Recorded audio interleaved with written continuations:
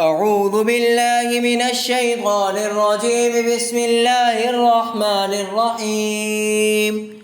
والشمس وضحاها والقمر إذا تلاها والنهار إذا جلاها والليل إذا يغشاها والسماء وما بناها والأرض وما طحاها ونفس وما سواها فألهمها فجورها وتقواها قد أفلح من زكاها وقد خاب من دساها كذبت ثمود بتغواها إذ انبعث أشقاها فقال لهم رسول الله ناقة الله وسقياها فكذبوه فعقروها فدمدم عليهم ربهم بذنبهم فسواها ولا يخاف عقباها.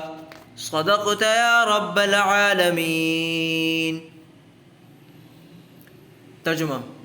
شروع اللہ کے نام سے جو سب پر مہربان ہے، بہت مہربان ہے. قسم ہے سورج کی اور اس کی پھیلی ہوئی دھوپ کی، اور چاند کی جب وہ سورج کے پیچھے پیچھے آئے، اور دن کی جب وہ سورج کا جلوہ دکھا دے، اور رات کی جب وہ اس پر چھا کر اسے چھپا لے.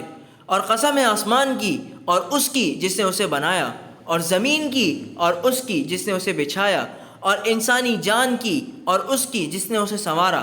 پھر اس کے دل میں وہ بات بھی ڈال دی جو اس کے لیے بدکاری کی ہے، اور وہ بھی جو اس کے لیے پرہیزگاری کی ہے. فلاح اسے ملے گی جو اس نفس کو پاکیزہ بنائے، اور نامراد وہ ہوگا جو اس کو گناہ میں دھنسا دے. قوم سمود نے اپنی سرکشی سے پیغمبر کو جھٹلایا.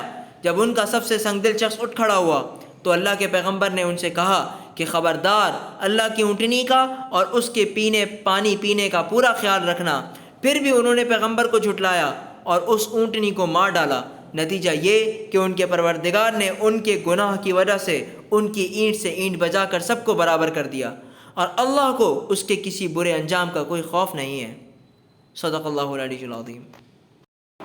بسم اللہ الرحمن الرحیم. نحمد و نصلی و نسلم علی رسول الکریم. سورۃ الشمس مکیہ. یہ سورت مکہ مکرمہ میں نازل ہوئی ہے. اس سورت مبارکہ کی مولانا تقی عثمانی صاحب رحمۃ اللہ علیہ نے بہت ہی مختصراً تفسیر کی ہے اور بہت ہی جامع تفسیر کی ہے.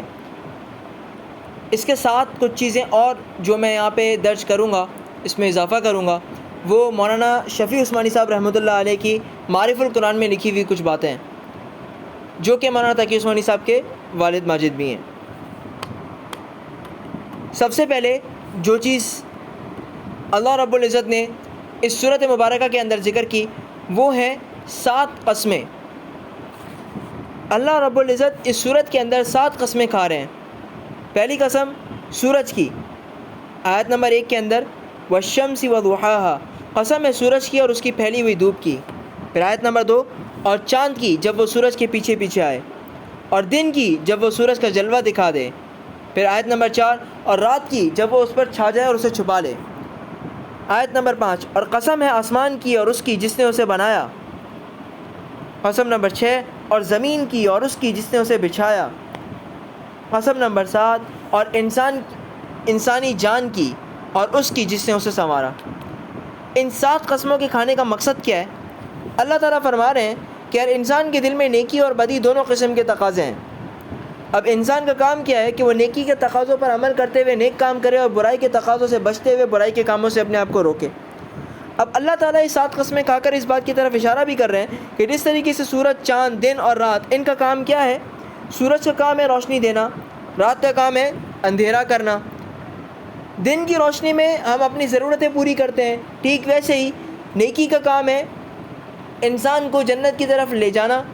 اب انسان کا کام کیا ہے کہ اس نیکی کے رستے پر چلنا.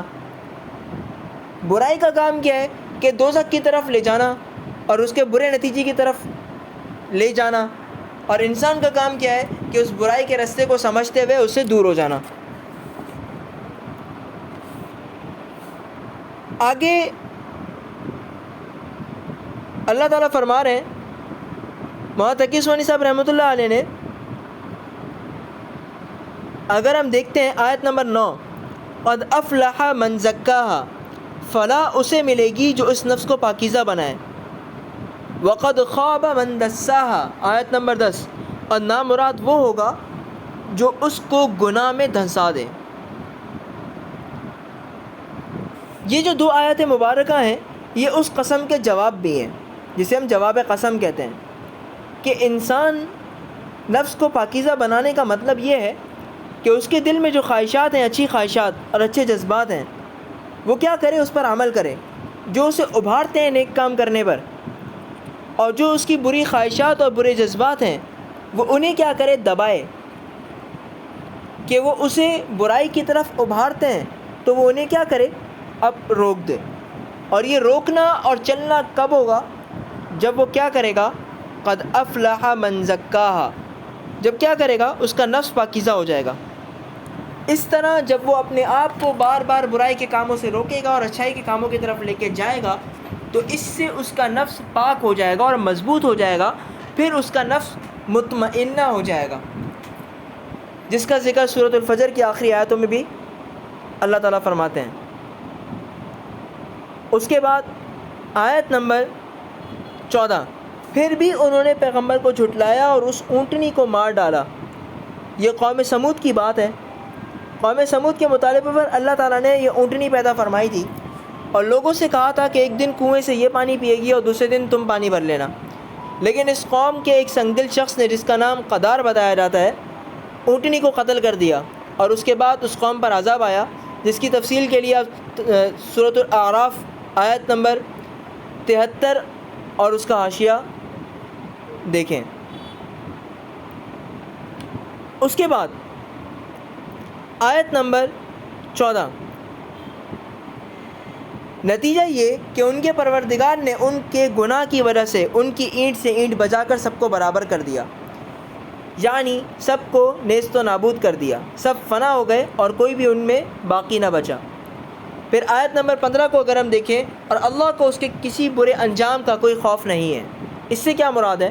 جب انسانوں کا کوئی لشکر کسی بستی میں تباہی مچائے اور اسے یہ خوف بھی ہوتا ہے کہ کوئی اس سے انتقام نہ لے، لیکن اللہ رب العزت جب کسی قوم کو ہلاک کرتے ہیں تو اسے کسی انتقام کی کوئی خوف، کسی قسم کا کوئی شبہ، کسی قسم کا کوئی ڈر اللہ رب العزت کی ذات کو نہیں، کیونکہ وہ احکم الحاکمین ہے، بادشاہوں کا بادشاہ ہے، وہ کبھی کسی پر ظلم نہیں کرتا، لیکن جب کسی کے اوپر کوئی عذاب نازل کرتا ہے تو اسے اس بات کا اندیشہ اور اس بات کا خوف نہیں ہوتا کہ پلٹ کر مجھے کوئی تکلیف پہنچ سکتی ہے۔ اللہ رب العزت ہمیں ان لوگوں سے بچائے اور ہمیں ان لوگوں میں شامل نہ فرمائے جو گناہ گار ہیں، جن پر اللہ رب العزت کا غضب نازل ہوا، جو غیر المغضوب علیہم ولا الضالین میں سے ہیں۔ اللہ رب العزت ہمیں ان لوگوں میں شامل فرمائے جو نیک ہیں، جو صراط مستقیم پر ہیں، جو کہا گیا سنا گیا اللہ پاک اس پر مکمل عمل کرنے کی توفیق دے۔ وآخر دعوانا الحمدللہ رب العالمین۔